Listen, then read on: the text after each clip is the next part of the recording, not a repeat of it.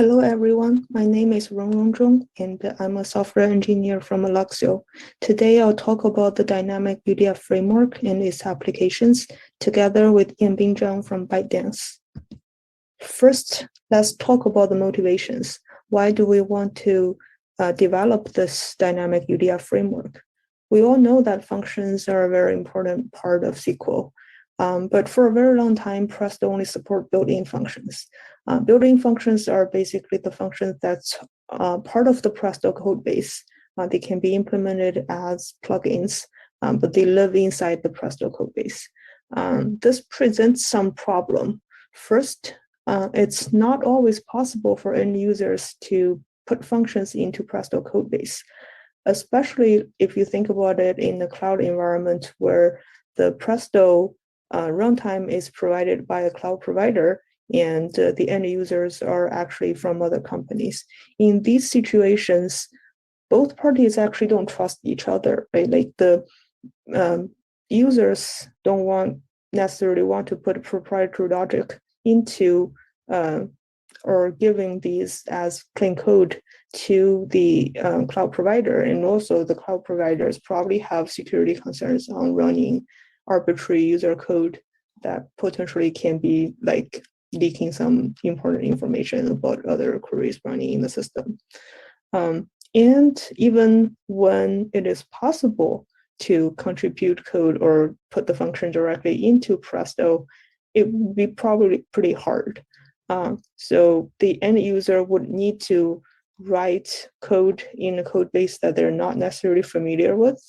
And because Presto is a shared environment and the queries running on the Presto cluster are sharing resources, typically Presto would not allow functions that's very resource intensive, which can potentially cause worker reliability issues to run inside Presto. So those functions are just not like acceptable to be admitted into the Presto code base. And even if it is possible and users can do this, why should the user bother with implementing an engine-specific function anyways, right? Most of the time, these functions are mimicking some other business logic that's probably already developed somewhere else, maybe in Java, but more likely in some other languages. And because they want to use it inside the query engine in their analysis, then they have to re-implement the logic in Java. And also, even after users like put into enough effort to get this function approved by the team that's managing Presto and merged, it's still hard to manage it in the life cycles of the function's usage because Presto codebase as a separate codebase is released and deployed like in certain life cycle. And so if you write a function today, but Presto is not updated until 2 weeks later or 2 months later, then your function won't be available until that time. And also, if you're using multiple query engines, this also means that you need to implement this function in Presto. You probably need to implement the same function in Spark. You might also need to implement the same function in Hive, in all other engines that you might need to use. So basically, when we are trying to dig deeper into when people say that or users say that they have issues or they have pain points with functions, what do they mean? These are the set of problems that we find. So the result or the solution we provided or proposed is this dynamic UDF framework. It basically is a framework that enables Presto to run functions that are defined, managed, updated independently without Presto teams or any team that manages the Presto environment without their involvement, and also outside of Presto's development and deployment lifecycle. So basically, before we have built-in functions that's part of Presto codebase, that's managed and deployed by the team that manages Presto. And now we have the UDFs, which can be written in some other code base, and the metadata is probably stored in some database that can provide real-time access. And then Presto have the capability of using those functions run those functions in queries. So the approach we achieve this is to introduce a new type of plugin, which implements the function namespace manager interface. People are probably very familiar with the concept of connector. Connector is Presto's API to manage different data sources. And connector can manage a catalog.schema. It provides a set of metadata access APIs and data access APIs. And as long as you implement these APIs, basically you can use the connector to access the tables, views, etc. The function namespace manager is kind of similar to connector, except that it's managing functions only. So you can actually have a function namespace manager that manages the same catalog.schema as the connectors, but this one manages functions and the normal connector just manages tables. It provides 3 sets of APIs. The metadata access API, these are the APIs that provide metadata, function metadata. And then there's the function resolution APIs, and then there's function execution APIs. So here's the agenda of today's talk. We want to first talk about different type of applications of the dynamic UDF framework. This includes SQL UDF, remote UDF, and Java UDF inside the query engine. And then we'll talk about the use cases in Bytedance, what are the real world problems we solve there, and then we'll talk about future works. So let's first go through the applications. First application is the SQL UDF. What is a SQL UDF? It's basically a SQL snippet or like SQL expression wrapped in a function. There can be some quite complicated SQL expression logics that's like expressing business logic. And normally, if you want to share this kind of logic, or not normally, but before UDFs support in Presto, if you want to share this kind of logic across different queries, you either would need to implement it into a Java function and put it inside Presto, or you basically copy paste the SQL snippet across pipelines. And that makes managing the SQL logic very hard. So what is SQL UDF good for? First, you can use it to share complex SQL expressions across pipelines. Presto has Lambda functions, which can get quite complicated, and a lot of the business SQL logic can be pretty complex, which not everybody needs to know all the details. And so wrap it into a function with a very easy to understand name would be pretty helpful. And the real power it provides, other than just sharing logic easily, is to manage updates. If you just copy paste the SQL expression across different pipelines, and if you need to update them, you basically need to update them all. And if you miss something, then like you missed it, and you might have an error in your query, in your data, in your results. But here, if you wrap the logic in a SQL UDF, as long as you replace the implementation of that UDF, you updated all pipelines using it. The SQL UDF supports 2 modes of execution. It supports inline and runtime. What does inline mean? Inline means that we would inline the SQL UDF at planning time. So for example, if you have this foo x that returns x plus x, and you select foo random x, inline means that it would turn into select random plus random. And runtime, on the other hand, means we would only fetch the implementation of the function when we're executing foo.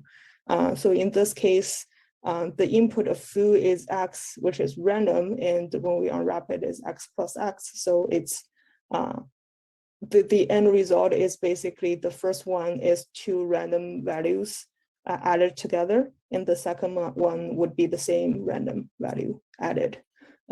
So it's like 2 times x instead of random plus random. So we support both because, you know, in certain situations, people might care about the semantic about the function, but then if you can inline UDF or you are okay with inlining the expression, there can potentially be better optimization strategies with the SQL because, for example, we can do push down and some other stuff. So depending on the situation, you might get benefit from it, or yeah. So the SQL UDF support is basically out of the box. We have a MySQL-based function namespace manager implementation that manages SQL UDFs. It basically stores the function metadata as well as the implementation in MySQL table. And you can follow the link in the slides to go to the sites for more details of how to configure and use it. So a second set of application of dynamic UDF framework is remote UDF. So what is a remote UDF? They're basically external functions that are defined and managed outside of Presto and executed on a separate cluster of UDF servers. So unlike SQL UDF, which is pretty much always safe and secure to run inside the engine, if functions are defined in an arbitrary language and we only know a reference to the function, then running it inside of Presto might not be the best idea. So here are two example remote UDFs: hello world, which takes no argument, and hello name that takes a varchar input. As you can see that in the engine only pretty much have a key kind of to actually look up the actual implementation of the function later. So what is the remote UDF good for? First, it allows UDFs to be managed independent of query engine, right? Query engine only needs to know a key or like a reference to the function or where or how to find the function implementation. It doesn't need to know any of the details. And it allows reuse business logics developed in other languages.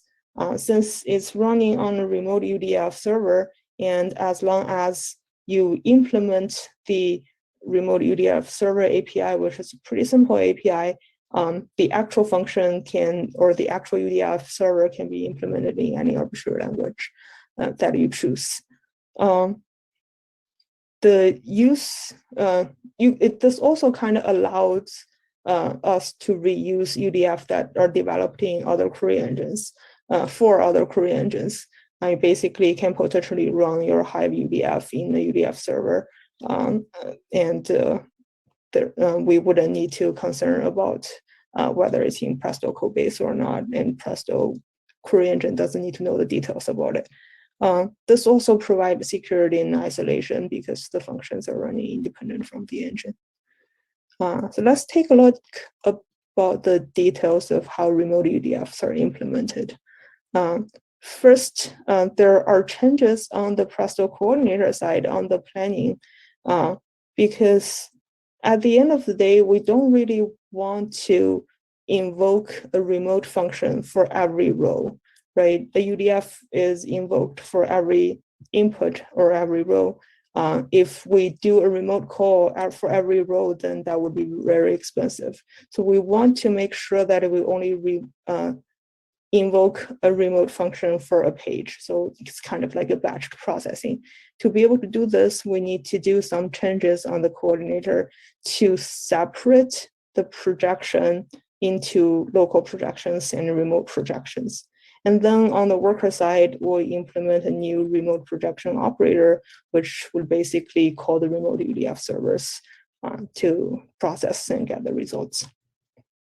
And both coordinator and the UDF server would ask for metadata, metastore, function metastore for the function metadata information.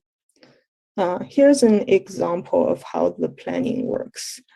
So basically in this query, we have select X hello name, and hello name that depends on the return of hello world. So there are 3 remote UDFs in total. And we can see that there are actually 2 remote projection stages. This is because the first and the second UDFs, remote UDFs can be run in parallel in the same stage. But the third UDF depends on the return value of the second one, so it has to run in a later stage. Once we have the plan, basically on the Presto worker side, the remote project would map to remote project operator, which would call the invoke UDF to UDF server. And on the UDF server side, so when Presto worker send request to UDF server, it only needs to give the function handle, which is basically the external name reference. And in the actual Presto page to be processed. And UDF server can also use this function handle to go to metastore and fetch the actual implementation of the function. Currently, we support 2 types of transport protocols for remote UDFs, Thrift and gRPC. So basically, you can use one or the other, the standard that of your preference to implement the UDF server, and the Presto can use this protocol to access the UDF server. But now people might ask that, like, if my UDF is implemented in Java and I think it's safe to run in process inside Presto, do we really have to run it remotely? Running it remotely can potentially add some overhead to it, right? And this is why we also developed application for Java UDF, and it specifically is mostly used for Hive to enable running Hive UDFs in Presto. And Yanbing would give you more details about that. Hello everyone, my name is Yanbing Zhang. I'm a software engineer from Bytedance Data Engine Department. Thanks for the introduction from Rongrong. Now I will introduce the third application of dynamic UDF framework, the Java UDF. Now, the Java UDF has 2 implementations. One is Presto built-in UDF. Another is HiveUDF. Here, I will mainly introduce the HiveUDF about why we need to support HiveUDF and how to enable it and use it. When mentioned HiveUDF, the first question from many people may be why we need support HiveUDF actually, and what's HiveUDF good for? As we all know, HiveUDF is a common technology for the Hadoop ecosystem. Probably for many people, their first UDF is the HiveUDF. So if we can support HiveUDF in Presto, it's very easy for beginners from other engines to use it.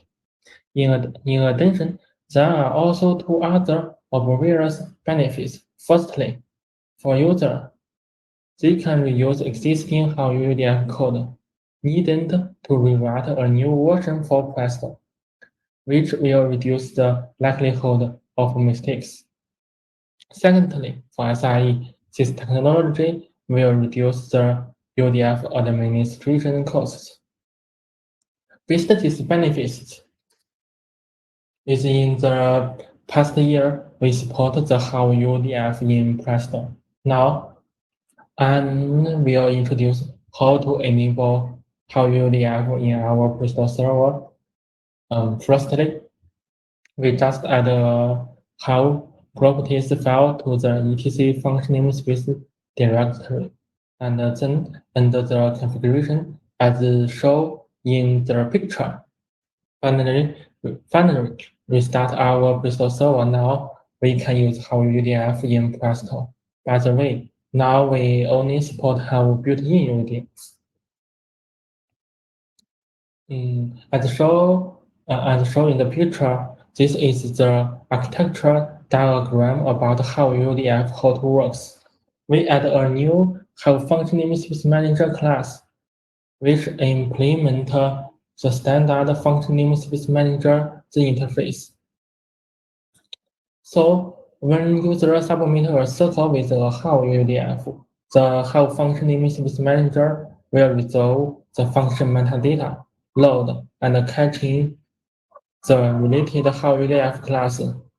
Then and a wrapper to convert the type between Presto and Hive. Finally, we can evaluate the Hive UDF immediately in Presto. And like the Hive UDF, we also support Hive built-in UDF using similar approach.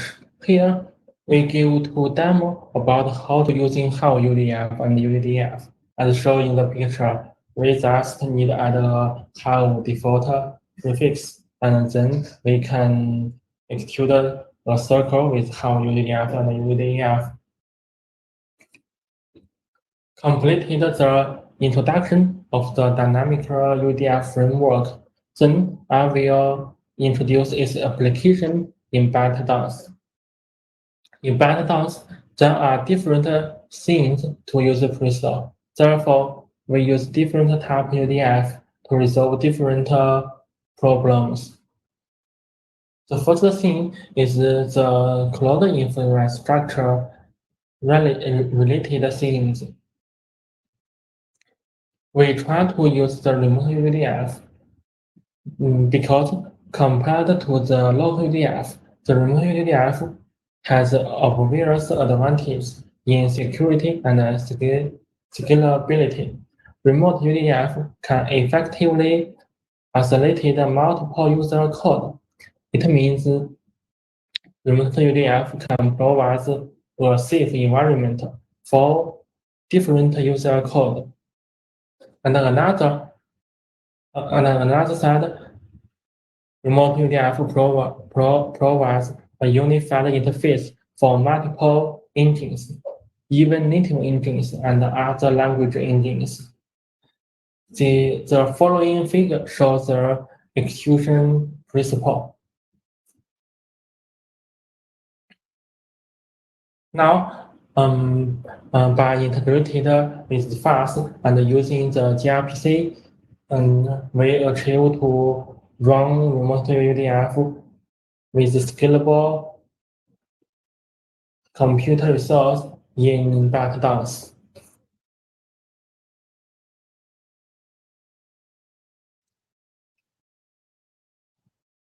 For the internal data platform, we mainly use Hive UDF and UDF. The reason why we need support Hive UDF and UDF in Presto is we wanted to achieve the goal. The goal, one circle for multi-engine. In this goal, user just write a same circle. Then engine selector will choose the suitable engine, like ETL job to Spark, ad hoc job to Presto, stream job to Flink. So Presto support how UDF and UDF become very important. Only so it Presto can be compatible with existing Hive circle. Thanks to the technology, Presto now have covered at least 90% ad hoc job in Bytedance. Of course, the existing dynamic UDF framework still has a lot to improve. And here, we'll list and the Rongrong list some works we wanted to do. Meanwhile, we hope and welcome everyone to contribute ideas. The first job we wanted to do is to support metastyle-based Hive UDF and UDAF. This include support get function metadata from Hive metastyle and then support hot updating mechanism for user Java. The second job is optimize the remote UDF performance. As we have introduced, the remote UDF has scalable computing resource in the server side, so we mainly want to optimize the client-side performance.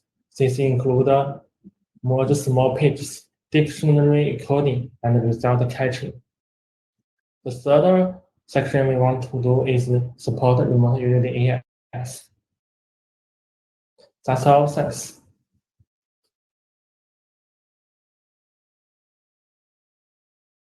Right.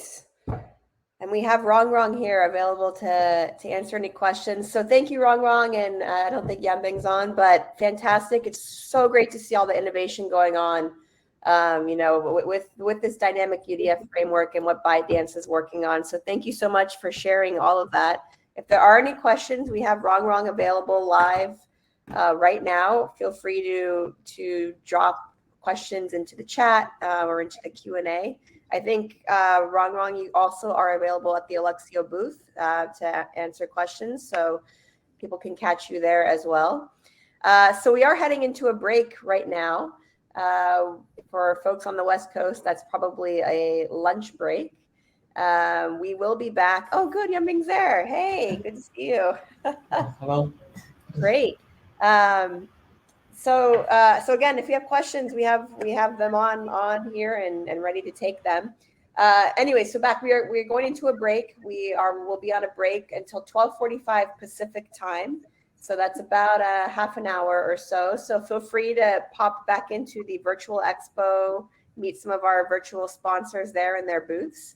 We'll give you 30 minutes to go eat lunch or do whatever you need to do, catch up on emails. And then we'll be back here at 12:45 p.m. Pacific. We'll be in a new session, so you can leave this session and join the next session link, where we'll be having folks from the Apache Hoodie community talking more about Presto and Apache Hoodie for the Lakehouse. So Rongrong Yanbing, thank you so much again for an awesome presentation. Appreciate it, and we'll see folks back here in about a half an hour or so.